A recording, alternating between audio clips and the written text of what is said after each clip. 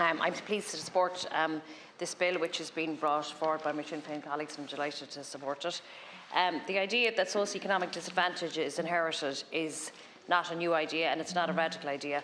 A report from the RSI stated in 2022 says that research strongly indicates that individuals who experience poverty in childhood face and experience risk of poverty in adulthood.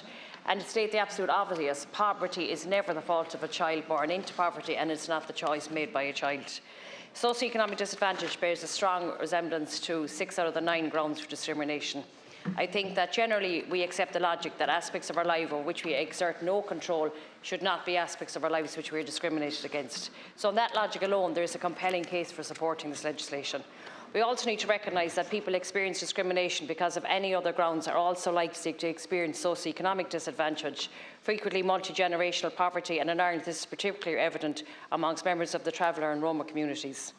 I would, however, like to use my time today to highlight a particular aspect of discrimination in relation to a socio-economic disadvantage that directly affects members of both houses, or both chambers in this House and also in the Dáil, and consequently affects the lack of diversity which we see around the two chambers, not just among members but also amongst our staff. It is a topic that I hope to address next week as a commencement matter, and that I will be returning to in much greater detail when the National Minimum Wage Payment of Interns Bill in 2022, which was introduced to the Seanad by my predecessor as Labour Party spokesperson on workers' rights, Marie Sherlock. Unpaid internships are a vehicle through which discrimination against those experiencing economic disadvantage is driven at high speed. Who could afford to work for 1 month, 6 months, a year without any wages? Only those who already have a significant advantage, whether it is their own personal wealth or the support of a family, who can afford to support an unwaged adult for a period of time. I know that since starting the Seanad, I've been approached by a number of young people or organisations acting on their behalf, asking that I consider employing an unwaged intern. Working for a TD as our senator can be very exciting, and we all know that there is plenty of meaningful and valuable work, that we can find for an enthusiastic graduate or student to do. The same applies to unpaid interns in media and fashion and filmmaking, all attractive and desirable areas in which to build a career, and all of which have a deeply embedded concept and acceptance of unpaid internships. We know that an experience such as this is also likely to benefit that young person in their future career, and so it's often very easy to justify.